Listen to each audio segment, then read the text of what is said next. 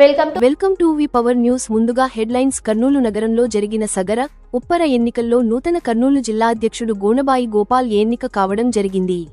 అనంతరం ఆయన మాట్లాడుతూ కులాభివృద్ధి కోసం రాజీ లేకుండా పనిచేస్తామని తెలిపారు. అదేవిధంగా యూకే వీరేంద్ర ప్రధాన కార్యదర్శిగా, యు. రామాంజనేయులు కోశాధికారిగా బాధ్యతలు స్వీకరించారు. కులస్తుల సంక్షేమానికి గ్రామస్థాయి కమిటీల ఏర్పాటు చేసి ప్రభుత్వ పథకాల ప్రయోజనాలు అందేలా కృషి చేస్తామని గోపాల్ పేర్కొన్నారు. ఉప్పర కులస్తులను రాష్ట్రంలో సగర కులస్తులుగానే ప్రస్తావించాలన్న డిమాండ్ను ప్రభుత్వం వెంటనే అమలు చేయాలని కోరారు.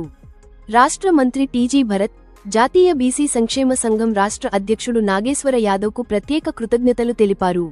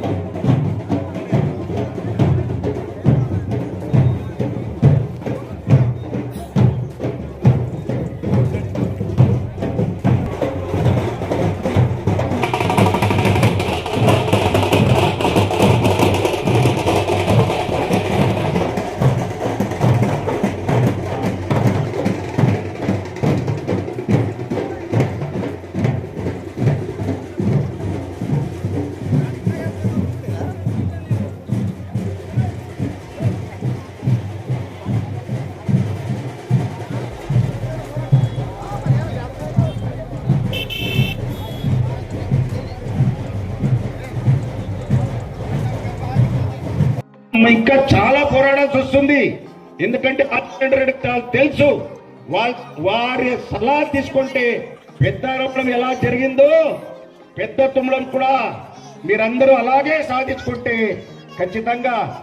ఎందుకంటే ఒక మండలం అయితే ఎంఆర్ఓ గారు వస్తారు, డిఫరెంట్ రెవెన్యూ ఆఫీషియల్స్ వస్తారు, ఈ ఏరియా డెవలప్మెంట్ బాగైతుంది.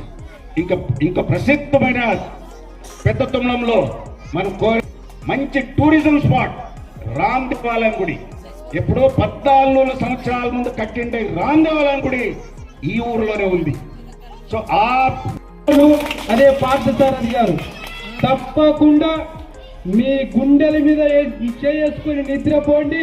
ఇక్కడ ఈ పెద్ద తుమ్మలం పైన ప్రత్యేకమైనటువంటి దృష్టి పెట్టి మీ పెద్ద తుమ్మలాన్ని మండలం చేసేంత వరకు కంకణం కట్టుకొని పనిచేసేటువంటి నాయకుడు మన పార్థసారథి గారు ఉన్నారనేటువంటి విషయాన్ని ఈ సందర్భంగా తెలియజేస్తా ఉన్నాం.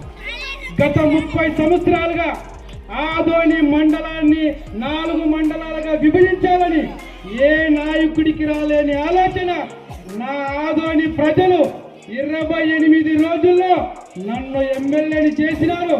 ఆదోని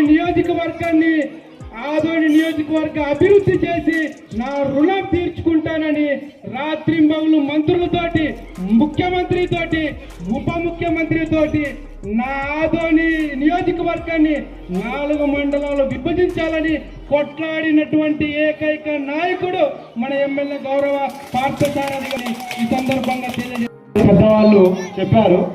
నా సైడ్ నుంచి మనం చదువుకున్న వాళ్ళు ఊరి గురించి ఎంతో కొంత గొడవ పడాలి, పోరాడాలి కాబట్టి 2 విషయాలు చెప్తున్నాము. మా ఊరికి మండలం కావాలనేసి అన్ని అర్హతలు పెద్దవాళ్ళు అందరూ చెప్పారు.